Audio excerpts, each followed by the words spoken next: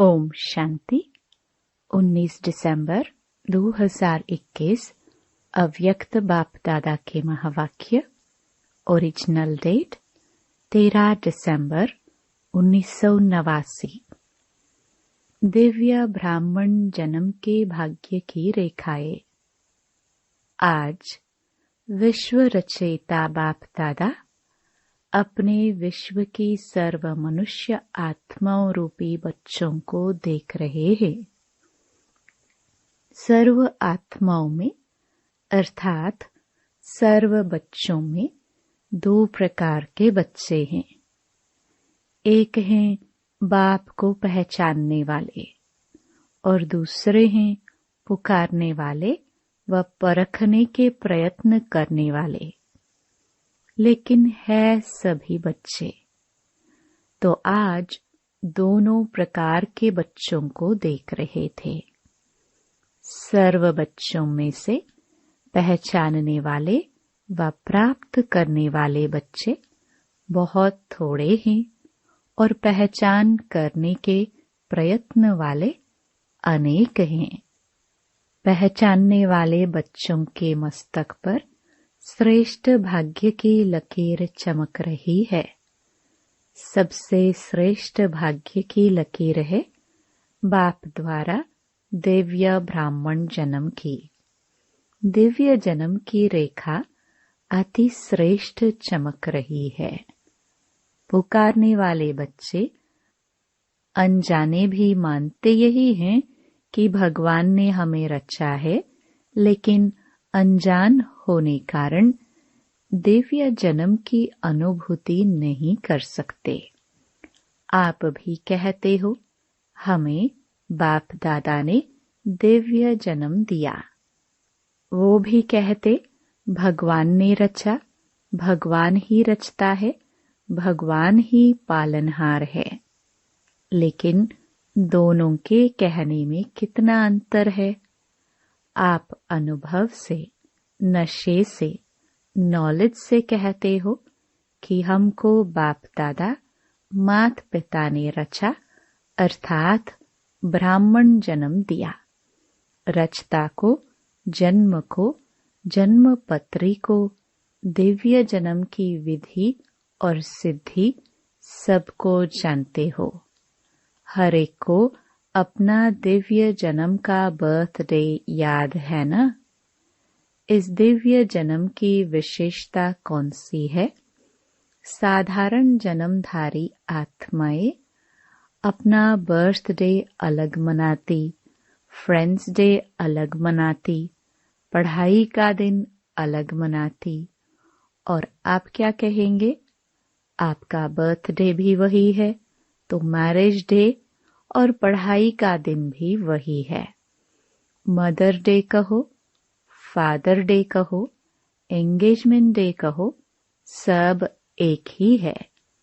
ऐसा दिव्य जन्म कब सुना? सारे कल्प में ऐसा दिन आप आत्माओं का फिर कभी भी नहीं आता। सतयुग में भी बर्थडे और मैरिज डे एक ही नहीं होगा, लेकिन इस संगम युग के इस महान जन्म की यही विशेषता भी है और विचित्रता भी है। वैसे तो जिस दिन ब्राह्मण बने वही जन्मदिन, वही मैरिज दिन है, क्योंकि सभी यही वायदा करते हो, एक बाप दूसरा न कोई। यह दृढ़ संकल्प पहले ही करते हो ना। तुम ही से खाऊं, तुम ही से बैठूं, तुम ही से सर्व संबंध निभाऊं, यह सबने वायदा किया ना। पांडवों ने, माताओं ने, कुमारियों ने, सभी ने वायदा किया है।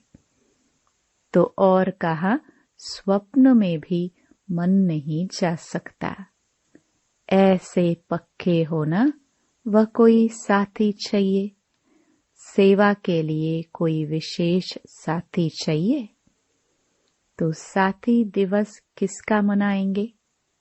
सेवाधारी साथी का व बाप साथी है, उसका दिवस मनाएंगे। चाहे सर्विस करने वाले हैं, चाहे सर्विस लेने वाले हैं, लेकिन सेवा के समय सेवा की, फिर इतने न्यारे और प्यारे बनो जो जरा भी विशेष झुकाव नहीं हो। जो सेवा में मदद करेगा वह विशेष होगा ना, चाहे भाई हो व बहन हो। जो विशेष सेवा करता वह विशेष अधिकार भी रखेगा। तो सेवा के साथी बनो, लेकिन साक्षी होके साथी बनो। साक्षीपन भूल जाता है तो सिर्फ साथी बनने में बाप भूल जाता है। साक्षी बन पाठ बजाने की प्रैक्टिस करो। हर बच्चे के मस्तक पर विशेष 4 भाग्य की लकीर चमकती है। पहला, दिव्य जन्म की रेखा। दूसरा, परमात्म पालना की रेखा। तीसरा, परमात्म पढ़ाई की रेखा। और चौथा, निस्वार्थ सेवा की रेखा। सभी के मस्तक में चारों ही भाग्य की रेखाएं चमक रही है, लेकिन चमक में और सदा एक रस वृद्धि को प्राप्त करने में फर्क होने कारण चमक में अंतर दिखाई देता है। आदि से अब तक चारों ही रेखाएं सदा यथार्थ रूप से चलती रही। यह बहुत थोड़ों की है। बीच बीच में कोई न कोई बात में भाग्य की लकीर या तो खंडित होती है व चमक कम होती है, स्पष्ट नहीं होती। जैसे हस्त रेखाएं भी देखते हैं ना, कोई की खंडित होती, कोई की एक रस होती है, कोई की स्पष्ट होती है, कोई की स्पष्ट नहीं होती। बाप दादा भी बच्चों के भाग्य की रेखा को देखते रहते हैं। दिव्य जन्म तो सभी ने लिया, लेकिन दिव्य जन्म की रेखा खंडित होती व स्पष्ट नहीं होती, क्योंकि अपने जन्म के धर्म में अखंड नहीं चलता, तो उनके भाग्य की लकीर खंडित होती। धर्म क्या है, कर्म क्या है, उसको तो जानते हो ना। ऐसे ही परमात्म पालना में तो सभी ब्राह्मण चल रहे हो, चाहे समर्पित हो चाहे प्रवृत्ति में हो, लेकिन बाप के डायरेक्शन से चल रहे हो। प्रवृत्ति वाले क्या कहेंगे? अपना कमाया हुआ खाते हो व बाप का खाते हो। बाप का खाते हैं ना, क्योंकि अपना सब कुछ बाप को दे दिया तो बाप का ही हुआ ना। चाहे कमाते भी हो, लेकिन कमाया हुआ धन बाप के हवाले करते हो या अपने काम में लगाते हो। ट्रस्टी हो ना। ट्रस्टी का अपना कुछ नहीं रहता। गृहस्थ में अपनापन होता है। ट्रस्टी अर्थात सब बाप का है। अपने हाथ से खाना बनाते हो तो भी समझते हो ना, ब्रह्मा भोजन खा रहे हैं। पहले भोग किसको लगाते हो? बाप को अर्पण करते हो ना। अर्पण करना अर्थात बाप का खाना। ब्रह्मा भोजन खाते हो, चाहे बच्चों के अर्थ भी लगाते हो, वह भी डायरेक्शन अनुसार लगाते हो। जैसे समर्पित बहनें व भाई भिन्न भिन्न कार्य में तन मन भी लगाते तो धन भी लगाते हैं, ऐसे प्रवृत्ति में रहने वाले भी चाहे तन लगाते चाहे धन लगाते, बाप की श्रीमत प्रमाण ही अमानत समझ कार्य में लगाते हो। ऐसे करते हो ना। अमानत में ख्यानात अथवा मनमत तो नहीं मिलाते हो ना। तो परमात्म पालना सब ब्राह्मण आत्माओं को मिल रही है। पालना की जाती है शक्तिशाली बनाने के लिए। माता की पालना का प्रत्यक्ष रूप क्या होता? बच्चा शक्तिशाली बनता है। तो ब्रह्मा माँ की पालना द्वारा सभी मास्टर सर्वशक्तिमान बने हो। लेकिन कोई बच्चे सदा शक्तियों को कार्य में लगाते और कोई बच्चे प्राप्त शक्तियों को अर्थात पालना को कार्य में नहीं लगाते, अर्थात पालना को प्रैक्टिकल में नहीं लाते। इसलिए श्रेष्ठ पालना मिलते हुए भी कमजोर रह जाते हैं और भाग्य की लकीर खंडित हो जाती है। ऐसे ही पढ़ाई की लकीर, पढ़ाई का एम ऑब्जेक्ट है ही श्रेष्ठ पद को प्राप्त करना। शिक्षक बाप पढ़ाई सबको एक ही पढ़ाता, एक ही समय पर पढ़ाता। लेकिन जो श्रेष्ठ ब्राह्मण जीवन का व पढ़ाई का पद अथवा नशा है, वह सबको एक जैसा नहीं रहता। फरिश्ता सो देवता स्टेटस को सदा स्मृति में नहीं रखते, इसलिए भाग्य की लकीर में अंतर पड़ जाता है। ऐसे ही सेवा की लकीर, सेवा की विशेषता है जो ब्रह्मा बाप ने साकार रूप में अंतिम वरदान रूप में स्मृति दिलाई। निराकारी, निर्विकारी और निरहंकारी। निराकारी स्थिति में स्थित होने के बिना किसी भी आत्मा को सेवा का फल नहीं दे सकते, क्योंकि आत्मा का तीर आत्मा को लगता है।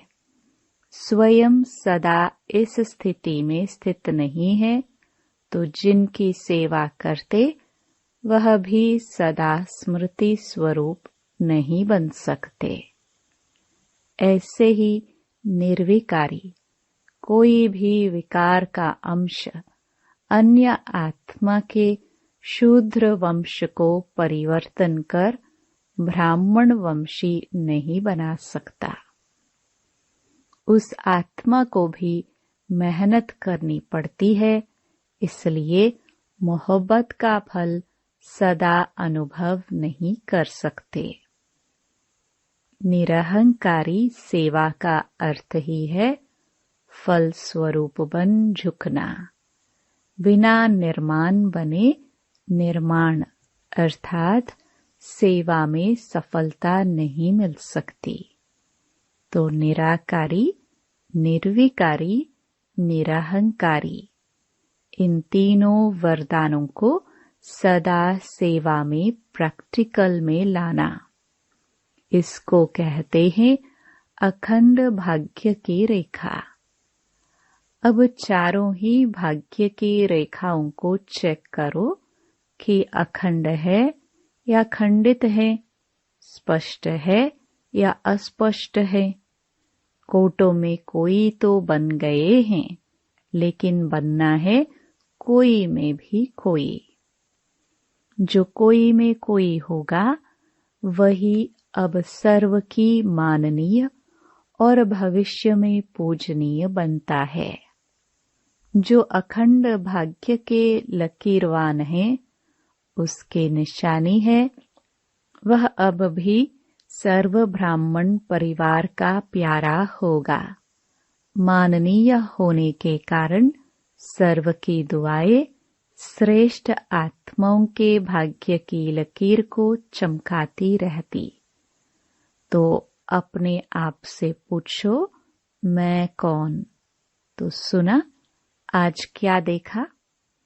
दुनिया वाले कहते हैं पालनहार है, जन्मदाता है, लेकिन जन्मदाता का परिचय ही नहीं है।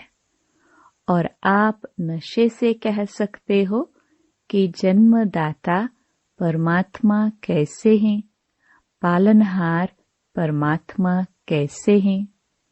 ब्रह्मा माँ की पालना भी मिल रही है और बाप की श्रेष्ठ मत पर योग्य आत्माएं बन गए। बाप बच्चे को योग्य बनाता है और माँ शक्तिशाली बनाती है। दोनों अनुभव है ना? अच्छा, गीता पाठशाला वाले ज्यादा आए हैं। गीता पाठशाला वाले कौन हुए? गीता का ज्ञान सुनने वाले हे अर्जुन है। अर्जुन समझकर गीता ज्ञान सुनते हो या अर्जुन दूसरा है? मैं अर्जुन हूँ, यह समझते हो? सदैव यह अनुभव करके सुनो, मैं अर्जुन हूँ। मुझे विशेष भगवान गीता का ज्ञान सुना रहा है। गीता पाठशाला वाले तो सबसे नंबर 1 निकल जाएंगे। इस विधि से सुनो तो आगे चले जाएंगे। टीचर्स को बिजी रहने के लिए गीता पाठशालाएं अच्छी है। गीता पाठशाला चक्रवर्ती भी बनाती, बिजी भी रखती, वृद्धि भी अच्छी होती है। मेहनत कम लेते हैं, मददगार ज्यादा बनते हैं। बलिहारी तो गीता पाठशाला वालों की है ना, इसलिए गांव वाले बाप को प्यारे लगते हैं। बड़े स्थानों पर माया भी बड़े रूप की आती है। गांव वालों को माया भी गांव वाली आती है, इसलिए बहुत अच्छे हो गांव वाले। ज्यादा संख्या कहाँ की है? लेकिन अभी तो सभी मधुबन निवासी हो। सभी टीचर्स की परमानेंट एड्रेस कौन सी है? मधुबन है ना? वह दुकान है, ये घर है। ज्यादा क्या याद रहता है, घर या दुकान? कोई कोई को दुकान ज्यादा याद रहती है। सोएंगे तो भी दुकान याद आएगी। आप लोग जहाँ चाहो बुद्धि स्थित कर सकते हो। सेवा केंद्र पर रहते भी मधुबन निवासी बन सकते और मधुबन में रहते भी सेवाधारी बन सकते हो। यह अभ्यास है ना? सेकंड में सोचा और स्थित हुआ। यह है टीचर्स के स्थिति की विशेषता। बुद्धि भी समर्पित हो ना, या सिर्फ सेवा के लिए समर्पित हो? समर्पित बुद्धि अर्थात जहाँ चाहे जब चाहे वहाँ स्थित हो जाए। यह विशेषता की निशानी है। बुद्धि सहित समर्पित। ऐसे होना या बुद्धि से आधी समर्पित हैं और शरीर से सारी हैं। कोई कोई टीचर्स भी कहती हैं योग में बैठते हैं तो आत्म अभिमानी होने बदले सेवा याद आती है। लेकिन ऐसा नहीं होना चाहिए, क्योंकि लास्ट समय अगर अशरीरी बनने के बजाय सेवा का भी संकल्प चला तो सेकंड के पेपर में फेल हो जाएंगे। इस समय सिवाय बाप के निराकारी, निर्विकारी, निरहंकारी और कुछ याद नहीं। ब्रह्मा बाप ने अंतिम स्टेज यही बनाई ना, बिल्कुल निराकारी। सेवा में फिर भी साकार में आ जाएंगे। इसलिए यह अभ्यास करो। जिस समय जो चाहे वह स्थिति हो नहीं तो धोखा मिल जाएगा। ऐसे नहीं सोचो, सेवा का ही तो संकल्प आया, खराब संकल्प विकल्प तो नहीं आया। लेकिन कंट्रोलिंग पावर तो नहीं हुई ना।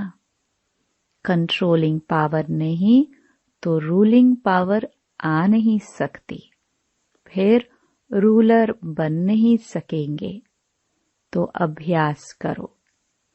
अभी से बहुत काल का अभ्यास चाहिए, इसको हल्का नहीं छोड़ो। तो सुना, टीचर्स को क्या अभ्यास करना है? तब कहेंगे टीचर्स बाप को फॉलो करने वाली हैं। सदा ब्रह्मा बाप को सामने रखो और 3 वरदान याद रखो और फॉलो करो। यह तो सहज है ना। यह अंतिम वरदान बहुत शक्तिशाली है। इन 3 वरदानों को अगर सदा स्मृति में रखते प्रैक्टिकल में आओ तो बाप के दिल तख्त और राज्य तख्त के अधिकारी जरूर बनेंगे। अच्छा, सर्व बाप समान सदा नॉलेजफुल पावरफुल बच्चों को सदा भाग्य विधाता द्वारा श्रेष्ठ भाग्य की स्पष्ट रेखाओं वाले भाग्यवान बच्चे सदा बाप समान त्रिवरदान प्राप्त हुए विशेष आत्माओं को सदा ब्राह्मण जन्म की पालना और पढ़ाई को आगे बढ़ाने वाले ऐसे अखंड भाग्यवान बच्चों को बाप दादा का याद प्यार और नमस्ते। अव्यक्त बाप दादा की जोन वाइज बच्चों से मुलाकात। महाराष्ट्र ग्रुप। सदा अपने को सर्व प्राप्तियों से भरपूर अनुभव करते हो। कभी खाली तो नहीं हो जाते, क्योंकि बाप ने इतनी प्राप्तियां कराई है। अगर सर्व प्राप्ति अपने में जमा करो तो कभी भी खाली नहीं हो सकते। इस जन्म की तो बात ही नहीं है, लेकिन अनेक जन्म भी यहाँ की भरपूरता साथ रहेगी। तो जब इतना दिया है जो भविष्य में भी चलना है, तो अभी खाली कैसे होंगे? अगर बुद्धि खाली रही तो हलचल रहेगी। कोई भी चीज अगर फुल भरी नहीं होती तो उसमें हलचल होती है। तो भरपूर होने की निशानी है कि माया को आने की मार्जिन नहीं है। माया ही हिलाती है। तो माया आती है या नहीं? संकल्प में भी आती है। माया के राज्य में तो आधा कल्प अनुभव किया और अभी अपने राज्य में जा रहे हो। जब माया जीत बनेंगे तब फिर अपना राज्य आएगा। और माया जीत बनने का सहज साधन सदा प्राप्तियों से भरपूर रहो। कोई एक भी प्राप्ति से वंचित नहीं रहो। सर्व प्राप्ति हो। ऐसे नहीं, यह तो है, एक बात नहीं तो कोई हर्जा नहीं। अगर जरा भी कमी होगी तो माया छोड़ेगी नहीं, उसी जगह से हिलाएगी। तो माया को आने की मार्जिन ही न हो। आ गई फिर भगाओ तो उसमें टाइम जाता है। तो माया जीत बने हो। यह नहीं सोचो 2 वर्ष या 3 वर्ष में हो जाएंगे। ब्राह्मणों के लिए स्लोगन है, अब नहीं तो कभी नहीं। अब समय की रफ्तार के प्रमाण कोई भी समय कुछ भी हो सकता है, इसलिए तीव्र पुरुषार्थी बनो। अच्छा वरदान, समय और संकल्प सहित अपने सर्व खजानों को विल करने वाले मोह जीत भव।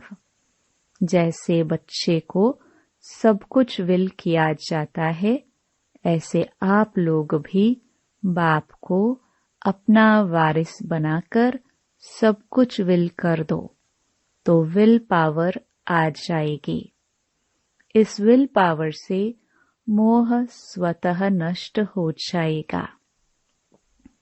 जैसे साकार बाप ने पूरा ही अपने को विल किया, वैसे आप लोग की जो स्मृति है, समय और संकल्पों का खजाना है, उसे विल करो, अर्थात श्रीमत प्रमाण सेवाओं में लगाओ, तो मोह जीत बंधन मुक्त बन जाएंगे। स्लोगन, एक दो का स्नेही बनने के लिए सरलता और सहनशीलता का गुण धारण करो। सूचना, आज मास का तीसरा रविवार अंतर्राष्ट्रीय योग दिवस है। बाबा के सभी बच्चे सायंकाल 6:30 से 7:30 बजे तक विशेष अपने रहमदिल दाता स्वरूप संपूर्ण पवित्र स्वरूप में स्थित हो और सर्व आत्माओं को पवित्रता, सुख, शांति की अंजलि देने की सेवा करे। Om Shanti. To watch Peace of Mind channel videos on YouTube, subscribe us on youtube.com/.